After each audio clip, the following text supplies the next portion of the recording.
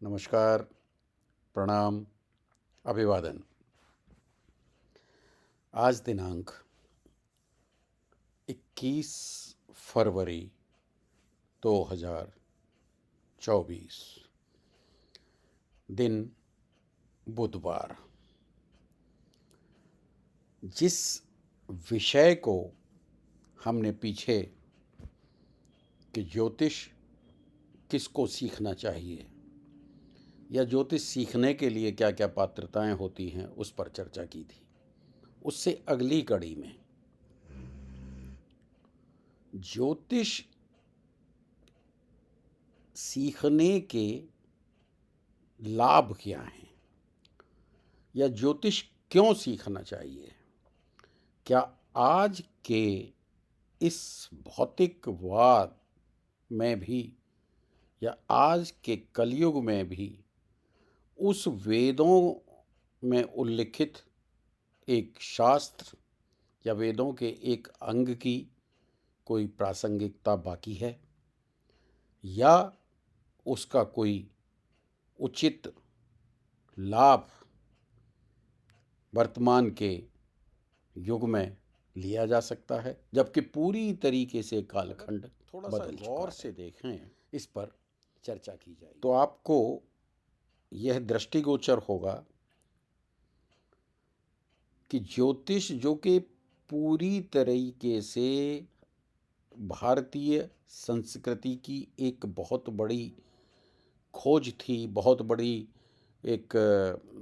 बड़ा एक शास्त्र था, बहुत गूढ़ रहस्य था, जिसमें कि जीवन को सार्थक करने के या जीवन को सहज करने के या जीवन में प्रतिकूल समय से बचने के या उसके संकेत को प्रारंभ में पढ़ने के रहस्यों का बड़ी ही सूक्ष्मता से और बड़ी ही आसानी के साथ संकेत लिया जा सकता था। अब ये तो बात, क्योंकि हम लोग सनातनी संस्कृति में हैं, चूँकि हम लोग भारतीय उसमें हैं, चूँकि हम अपने वेदों को, अपने शास्त्रों को, अपने पुराणों को अकाट्य और प्रमाणिक मानते हैं, तो ये तो बात भारत की हुई। लेकिन इसकी प्रासंगिकता भारत से कहीं ज़्यादा अब वेस्टर्न में भी है। तो वो जो लोग जो पूर्णतः भौतिकवादी थे, वो भी इस आध्यात्मिक जगत की तत्व को पहचान चुके हैं। तो इसकी प्रासंगिकता, बल्कि कहा जाए तो जितना कलयुग में ज्योतिष का प्रचार और प्रसार हो रहा है, शायद उतना अन्य कालखंडों में हुआ हो। कारण जैसे जैसे कालखंड बढ़ता गया, व्यक्ति का विकास भौतिक रूप से तो बहुत उसमें हुआ, बहुत वेग से हुआ, भौतिक रूप में तो बहुत प्रचुरता से हुआ, प्रमुखता से हुआ, लेकिन आध्यात्मिक जगत में उसमें एक संकीर्णता भी व्याप्त होती गई। और जैसे जैसे भौतिकवाद या भौतिक तत्व बढ़ते हैं, वैसे वैसे व्यक्ति के मन में भिन्न भिन्न प्रकार के भय और भिन्न भिन्न प्रकार के संदेह और भिन्न भिन्न प्रकार के भ्रम और भिन्न भिन्न प्रकार के ताप इत्यादि व्याप्त होते हैं। ज्योतिष तापों से बचने के एक मात्र ऐसा शास्त्र है जो कि आपके जन्म के साथ ही आपके भविष्य में संभावित घटनाओं को सांकेतिक रूप से प्रकट करने में सक्षम है। इसमें किसी रिपोर्ट पर आने के बाद कोई डायग्नोज नहीं होता है। इसमें जन्म के साथ ही आप काफ़ी हद तक एक डायग्नोस पर पहुंच जाते हैं। ज्योतिष ही एकमात्र ऐसा शास्त्र है जो आपके अतीत को भी काफ़ी हद तक बता सकता है कि हम किस लीनेज से आ रहे हैं या किस परंपरा से हमारा विकास हुआ है या जन्म हुआ है। जब व्यक्ति तो ज्योतिष की पैदा होता है, तब उसकी कोई पदवी नहीं होती, उसका कोई पद नहीं होता, वो एक जीव होता है और इस जीव को मृत्यु तक अपनी यात्रा करनी ही पड़ती है, करनी ही पड़ेगी। और इस यात्रा में जो वो पुरुषार्थ करेगा वो धर्मगत हो सकता है, वो अर्थगत हो सकता है, वो कामगत हो सकता है, वो मोक्षप्रद भी हो सकता है।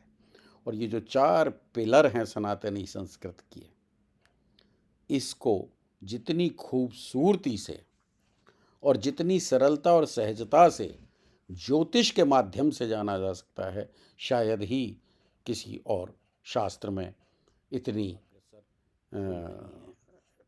इसकी उपयोगिता को, इसकी सार्थकता को कभी भी न आदिकाल से कम किया जा, न आदिकाल में कम माना गया, न मध्यकाल में, और वर्तमान में तो बहुत ही ज़्यादा। यह बात एक अलग है कि जितना हम ज्योतिष को अब जिस रूप में मान रहे हैं उसका स्वरूप थोड़ा सा जो क्लासिक्स में है उससे भिन्न है। इसके पीछे जो थोड़ा बहुत कारण है वो यह हो सकता है कि ये विद्या गुरु शिष्य परंपरा से प्रदत्त थी।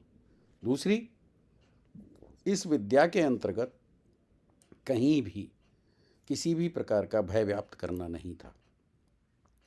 ज्योतिष में आप किसी छोटे बच्चे के लिए ये बहुत खूबसूरती से अंदाज़ा लगा सकते हैं कि किस किस समय पर इस बच्चे को हमें थोड़ा सा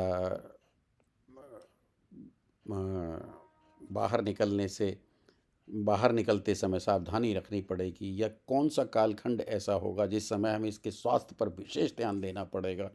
और तो और उसकी शिक्षा के लिए पहले तो लोग आजकल तो बहुत सारे क्वेश्चंस या एक प्रश्न का वो तरीका बना लेते हैं, क्वेश्चनरीज बना लेते हैं किसका इंटरेस्ट किस में जाएगा। लेकिन ज्योतिष विद्या एक ऐसी विद्या है जिसमें बच्चे के मनोभाव, बच्चे की रुचि, बच्चे की अभिरुचि बहुत ही आसानी से पता लग सकती है।